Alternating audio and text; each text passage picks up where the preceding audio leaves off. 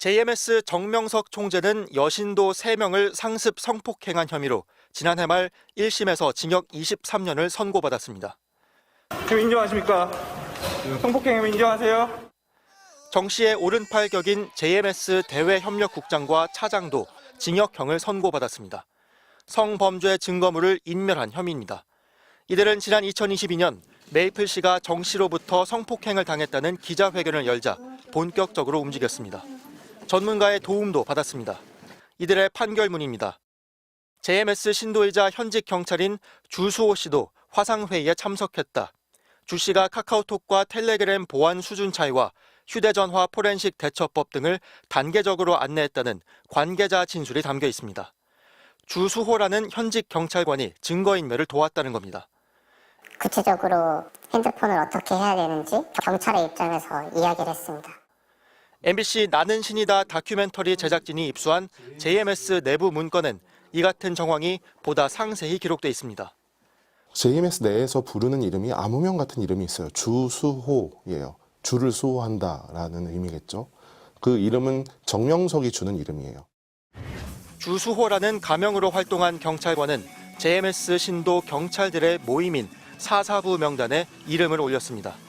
형사, 수사에 사자를 따온 걸로 보이는 명칭인 사사부는 JMS 관련 수사 현안이 있을 때 안보 모임을 소집했는데 지난 2017년과 2018년 회의록에 따르면 주 씨가 경찰이 조치할 것을 체크하고 JMS 본부가 있는 금산군 월명동 팀과 의논했다고 돼 있습니다.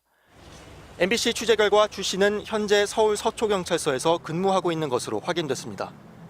주 씨에게 증거인멸에 가담했는지 묻자 인터넷에서 흔히 찾아볼 수 있는 정보를 알려준 것뿐이라고 반박했습니다. 또 자신이 등장하는 JMS 내부 서류에 대해선 아는 바가 없으며 가명인 주수호는 JMS 신도인 가족이 마음대로 지어 붙인 것이고 자신은 신도가 아니라고 말했습니다. 서울경찰청은 해당 경찰관에 대한 감사에 착수했습니다. MBC 뉴스 송구민입니다. JMS 총재 정명석의 1심 선고가 예정된 대전지방법원. 아침부터 정 씨의 무죄와 석방을 주장하는 JMS 신도들이 몰려들었습니다. 법원은 1,000명이 넘는 신도가 몰릴 것으로 예상해 경비를 강화했습니다.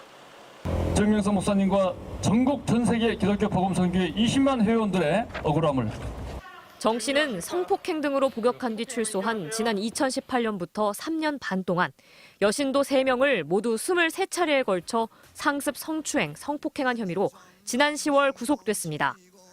정 씨 측은 자신은 신이 아니라 사람이라고 신도들에게 얘기하며 성적으로 세뇌하지 않았다고 주장하며 거듭된 재판부 기피 신청으로 5개월간 재판을 지연시켰습니다.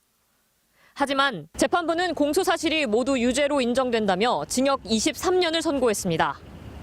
최대 19년 3개월인 대법원 양형위원회 양형 기준을 넘어선 중형입니다. 법원은 또 10년이 넘는 정보 공개와 전자발찌 부착 등을 명령했습니다.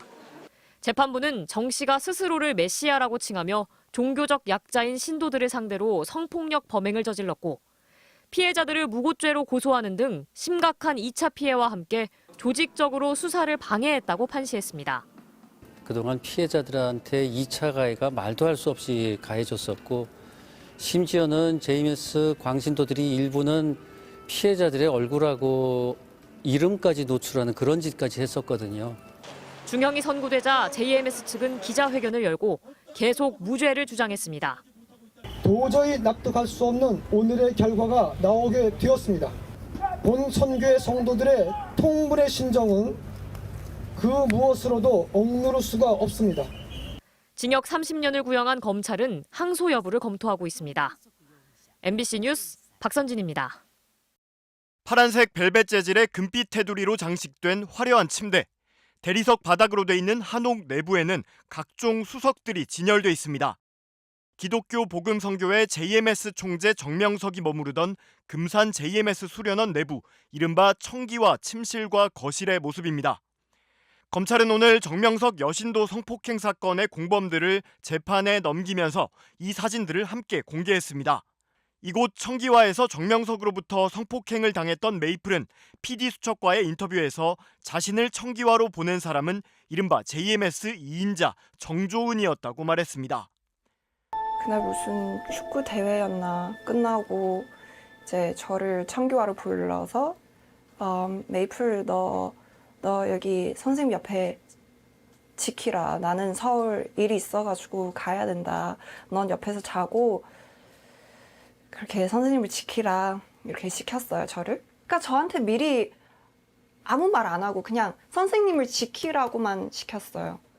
그러니까 그래서 제가 뭐 밖에 경호원도 있는데 뭐 혹시 건강 때문에 지키라고 하는 건가 싶어서 그렇게 있었던 거죠. 그날 폭행을 당하고 그리고 이제 너무 혼란스러워서 정주원한테 면담해달라고 얘기했을 때 저한테는 이제 기회를 준 거다. 선생님 너 예뻐하시니까 그리고 모든 사람들 다 그렇게 하는 거 아니다.